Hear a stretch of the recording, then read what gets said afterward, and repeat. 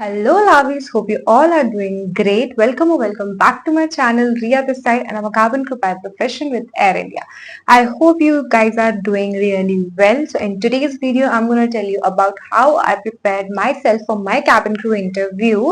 So yes, I'm going to tell you each and every step of how to prepare yourself for cabin crew interview. So yeah, without further ado, let's just get into the video. Okay, so the first and the very important step is grooming. How to improve your grooming. So मैं क्या करती थी, as I have already told you that I was in Frankfurt. तो Frankfurt में मैं I used to do makeup every day. तो yes, मुझे practice हो चुकी थी. तो आप भी घर बैठ के practice कीजिए, YouTube पे videos देखिए, makeup videos देखिए. Soon even I'm gonna post the video. तो yes, आप लोग देखें कि कैसे मेकअप होता है एक्चुअल में, कैसे कैसे स्टेप्स होते हैं. ऐसे कुछ भी करके मत चले जाइए. उसके बाद let's come to the hair part. Like I have a big forehead, तो मैंने बहुत प्रैक्टिस की है अपने बालों में कि मुझ पे क्या सूट करता है, क्या नहीं सूट करता है, एवरीथिंग. मतलब मैं करती रहती थी घर में कि अच्छा मुझ पे ये सूट करेगा क्या, मुझ पे ये सूट करेगा क्या. तो मैं डे बाय डे धीरे धीरे उस पर एक्सपर्ट होती गई. मुझे पता लग गया अच्छा ठीक है, मेरे पे ये सूट करता है, मेरे पे ये शेड सूट करती है ज्यादा, मुझे ये पहनना चाहिए. एंड उसके बाद पहनने की अगर मैं बात करूँ तो पहनने में मैं बहुत कलर कॉन्ट्रास्ट में जाती थी कि अच्छा ये इसके साथ अच्छा लगेगा, ये इसके साथ अच्छा लगेगा, एंड देन मैं उसके बाद पहनती थी. बट नॉर्मली मैंने अपने इंटरव्यू में नॉर्मल एक स्कर्ट पहनी थी, एक व्हाइट शर्ट पहनी थी एंड ब्लेजर पहना था ब्लैक कलर का, so that it look professional and kind of ऐसा ऑफिस वाला वाइब टाइप का. तो मैंने इसलिए वो पहना था. एंड ग्रूमिंग तो मैंने जो प्रिपेयर किया था अपने आप को, मैं वही ग्रूमिंग करके गई with red lipstick. I will suggest you to wear some bold lipstick ताकि वो ज्यादा अट्रैक्टिव लगे उस टाइम पे. ग्रूमिंग आपको ऐसे नहीं आ सकती एक ही दिन में. हर दिन आपको मिरर के सामने बैठ के you have to practice at least like twice in a week आपको करना ही पड़ेगा. एंड ओके, उसके बाद coming to the English part कि इंग्लिश को कैसे इम्प्रूव किया. तो मैंने जो अपनी इंग्लिश इम्प्रूव की, इट वॉज थ्रू कि मैं ना बहुत ज्यादा लाइक इंग्लिश बुक्स पढ़ने लगी. मैंने बहुत ज्यादा इंग्लिश पे ध्यान दिया.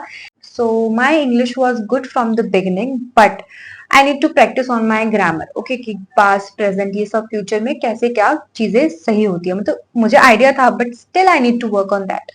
तो इसीलिए मैंने थोड़ा सा ग्रामर में फोकस किया. तो yes, it took like 1 week. मैंने फटाफट ग्रामर को रिवाइज किया. जो भी हमें पढ़ाया गया था उसको दोबारा मैंने अपने दिमाग में लाया. सो दैट क्योंकि अब मुझे पता है कि अब मुझे ये जिंदगी भर यूज करनी है. तो I have to keep it in my mind. And every day, every single day I added a new word in my vocabulary. हर दिन मैंने एक new word learn किया so that I can kind of flex कि हाँ मुझे आता है, मुझे इसका मतलब पता है, मुझे उसका मतलब पता है. So yes, that's how मैंने अपनी vocabulary increase की.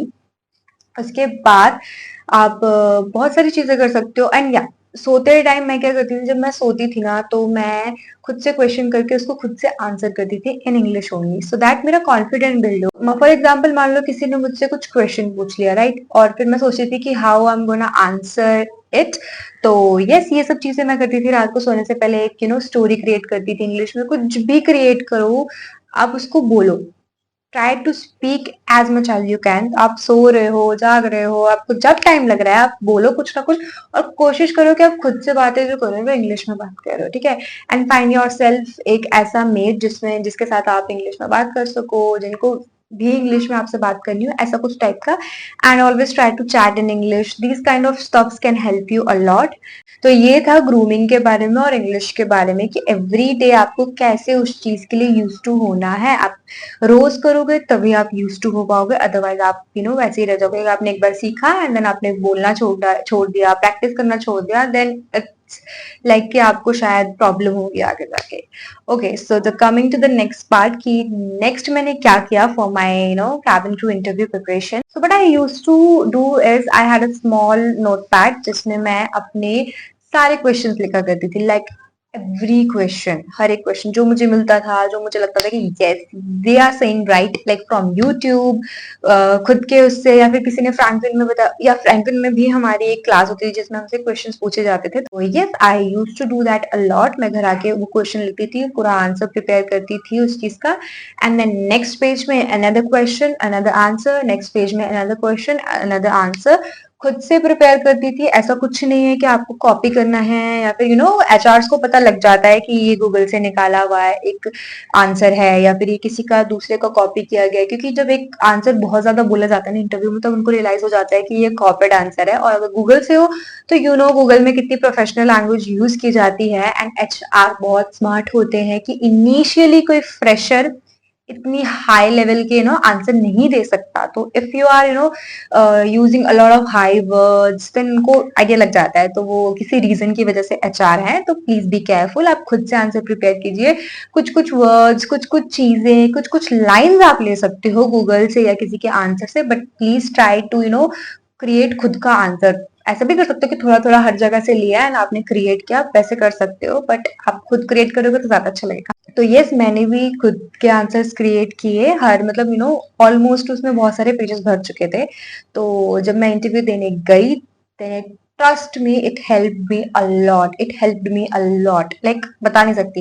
मतलब मैक्सिमम क्वेश्चंस उसी में से थे, एक या दो क्वेश्चन होगा जिन्होंने पूछा, and still I was able to answer, क्योंकि मैं रात में सोते टाइम यही करती थी कि मुझे अब किसी ने ये क्वेश्चन पूछ दिया तो अच्छा ठीक है मैं ऐसे बोल दूंगी। तो ऐसा काइंड ऑफ चीज आपको भी करनी है, कि ऐसा नहीं है कि आप प्रिपेयर कर रहे हो, उससे कुछ बाहर का आ गया तो आप चुप बैठ जाओगे। नहीं, आपको कुछ तो बोलना है, एटलीस्ट कुछ तो बोलना है। तो ऐसी चीजें भी आपको फेस करनी पड़ सकती है। तो yes, be prepare for that.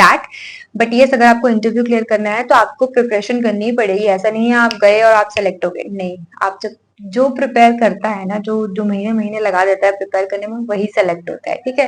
तो आप क्वेश्चन आंसर्स प्रिपेयर करो, सारे सारे यूट्यूब पे देखो कौन कौन से लेटेस्ट क्वेश्चन पूछे गए हैं, कौन से पुराने क्वेश्चन है, कौन से ऐसे क्वेश्चन तो जो हर किसी से पूछे ही गए हैं, उनको तो आप स्टार मार्क कर लो, ठीक है।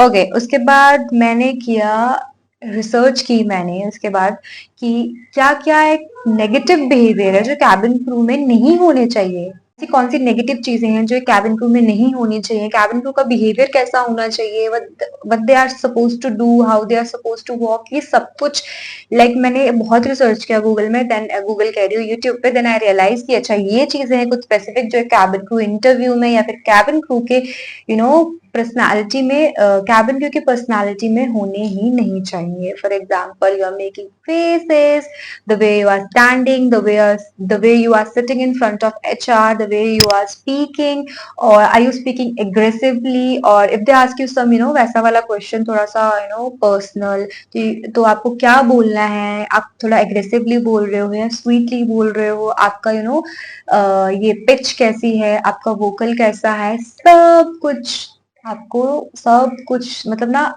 बहुत अच्छे से समझ के जाना है, ठीक है। आपका बिहेवियर कैसा है, आप वहां पे लोगों से कैसे बात कर रहे हो, आप ऐसे खड़ूस से बन के बैठे हो या आपके फेस में स्माइल है, एवरीथिंग एक होता है ना सेंटर ऑफ अट्रैक्शन, वो एक ऐसे ही दिख जाता है कि अच्छा ठीक है ये है सेंटर ऑफ अट्रैक्शन, क्योंकि आप सारी क्वालिटीज ना दूर से ही दिख जाती है। तो बहुत सी चीज आपको ध्यान रखनी पड़ती है, अपना पोस्चर, अपना नेगेटिव एटीट्यूड, अपना सबको बहुत सी चीजें ध्यान रखनी पड़ती है, अपना पोस्चर, अपना नेगेटिव एटीट्यूड, तो एंड मेनी मोर थिंग्स। तो यस, आपकी हाइजीन, आप ऐसे ही चलते फिरते कुछ भी उठा रहे हो, आपकी हाइजीन बहुत मेंटेन, आपकी हाइजीन आपकी हाइजीन बहुत मेंटेन होनी चाहिए, and the way you are presenting yourself, the way you are carrying yourself, everything। तो इनमें भी मैंने बहुत ज्यादा रिसर्च किया, and then I was good to go. मैं बहुत ज्यादा एंड वन मोर थिंग, अपने बीएमआई को चेक करिए कि हाइट जो है वो हाइट के प्रोपोर्शन है, बीएमआई के अकॉर्डिंगली है या नहीं है। 18 टू 20, 18 टू 22 के बीच में अगर आपका है, 18 भी है 22 भी है, तो you are healthy, you can go. तो यस, अपना बीएमआई भी देख के जाइए, और अगर कम या ज्यादा है तो उसमें काम करें और फिर काम करने के बाद चाय। Okay, so yes, that's all for today's video. I hope you like this video, and if you like this video, don't forget to subscribe my channel. You do not forget to hit the like button, and if you are new to my channel, then do not forget to subscribe my channel. So that's all. Bye bye, take care.